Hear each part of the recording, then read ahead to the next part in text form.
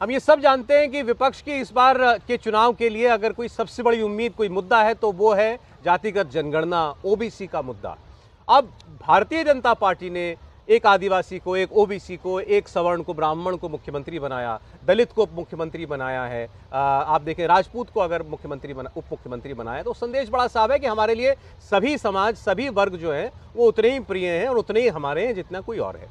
मैं राहुल गांधी की लेकिन एक बात करना चाहता हूं, जफर साहब हमारे बीच में, आज उनसे कहा गया कि मध्य प्रदेश में ओबीसी मुख्यमंत्री बना दिया है भारतीय जनता पार्टी ने, तो उन्होंने जवाब ये दिया कि भाई राजस्थान में हमारा मुख्यमंत्री भी ओबीसी था, ओबीसी हटाकर ओबीसी की जगह आप एक ओबीसी और दे दे रहे हैं, तो कोई बड़ी बात तो नहीं है। लेकिन फिर वही बात उन्होंने दोहराई कि सिस्टम में कितने ओबीसी हैं, वही सेक्रेटरी में से 90 में से 3 केवल ओबीसी हैं, तो उन्होंने अपना मुद्दा नहीं छोड़ा है। जाति के मुद्दे पर 24 तक आपको लेकर जाएंगे।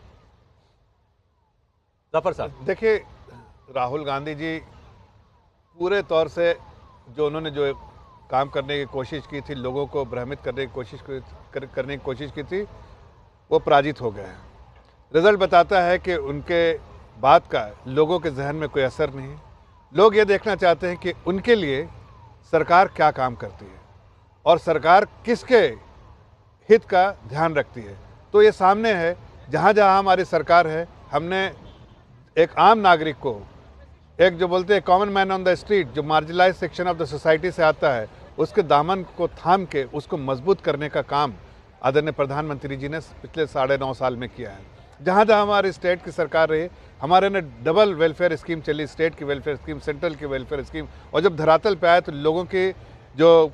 स्टैंडर्ड ऑफ लिविंग है वो बहुत बेहतर हो गई। जिनके पास, तो ये सब देखते हैं, जिनके पास घर नहीं था छत उसको मिलने लगा, जिनके पास गैस स्टोव नहीं था गैस स्टोव मिलने लगा, जिनका जल से नल नहीं आता था उसको नल से जल आने लगा। ऐसी बहुत सारी चीज़ें जो आम नागरिक की सुविधाओं के लिए था वो होने लगा, जो अब तक सिर्फ पेपर में लोग या बड़े बड़े लीडर कहते थे, वो ज़मीन पे और घर तक पहुंचाने का काम हमारी पार्टी ने किया। इसलिए राहुल गांधी जो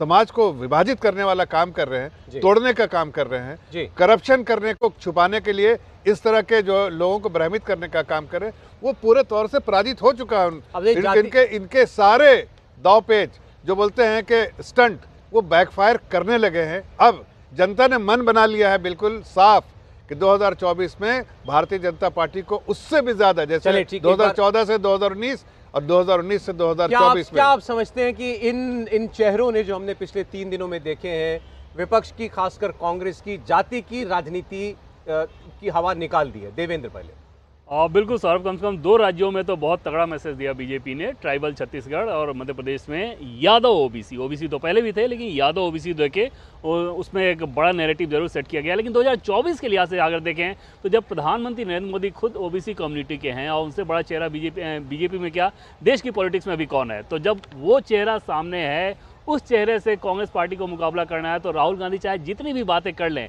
ये उसी प्रकार से है कि राफेल को लेकर जैसे आरोप लगाए जाते थे, आप 2024 के नतीजों के बाद आप ऐसी स्थिति देखेंगे, क्योंकि बीजेपी के पास ओबीसी के मामले में कहने को इतना कुछ है जिस पे वो कहीं भी कांग्रेस पार्टी की जब सरकार हुआ करती थी तो वो नहीं टिकती। सांसद उनके पास ज़्यादा, विधायक उनके पास ज़्यादा, एमएलसी उनके पास ज़्यादा, स्टैच्यू ऑफ यूनिटी उन्होंने बताया,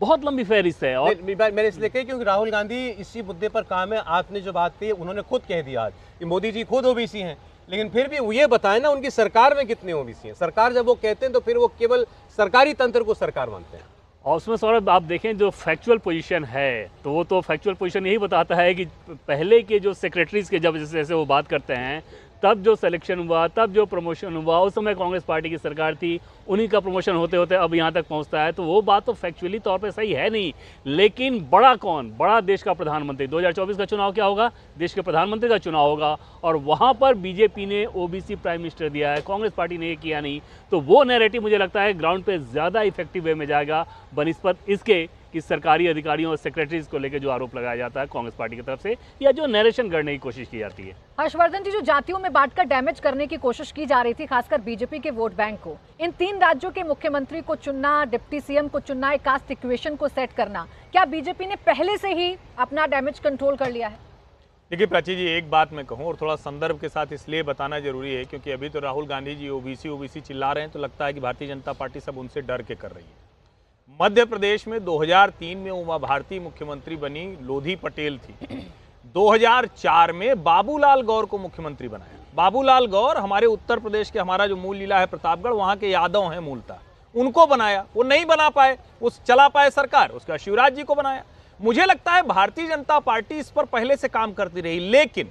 अब प्रधानमंत्री नरेंद्र मोदी इस बात को अच्छे से स्थापित करते हैं, इस बात को अच्छे से कहते हैं, और कोई भी जो सामान्य समझ का व्यक्ति होगा वो जानता है कि आप प्रतिनिधित्व कैसे दे सकते हैं। आप सीधे सेक्रेटरी थोड़ी ना बदल देंगे, ये तो सामान्य, जिसकी सामान्य समझ है वो जानता है कि भाई कोई चुना जाता है, एक प्रक्रिया होती है, 10 साल 15 साल लगते हैं, फिर वो सीनियर आईएएस बनता है। लेकिन क्या आपने अपनी पार्टी में मुख्यमंत्री, उप मुख्यमंत्री, नेता, महासचिव, अलग अलग जगह पर जिम्मेदारी, केंद्रीय मंत्रिमंडल, सांसद, विधायक, एमएलसी उसमें दिया है? उसका जवाब यह है, भारतीय जनता पार्टी के आगे कोई पार्टी दूर दूर तक नहीं टिकती है। और मुझे लगता है कि राहुल गांधी जितना ये चिल्लाएंगे उतना नुकसान उनकी पार्टी को होने जा रहा है, क्योंकि भारतीय जनता पार्टी जो काम कह नहीं पाती, क्योंकि भाजपा का संकट है कि वो जातिवादी बात बोल नहीं सकती है, लेकिन राहुल गांधी कहेंगे तो उसके जवाब में ये सब सामने आएगा। और मैं फिर से दोहरा रहा हूं, ये नेता जब 2024 में जाकर अलग अलग जगह पर बात करेंगे तो सामने उनको दिखेगा कि ये मुख्यमंत्री है, ये उप मुख्यमंत्री है, और इसी तरह से भारतीय जनता पार्टी की जो इलेक्शन मशीनरी होती है वो काम भी करती है।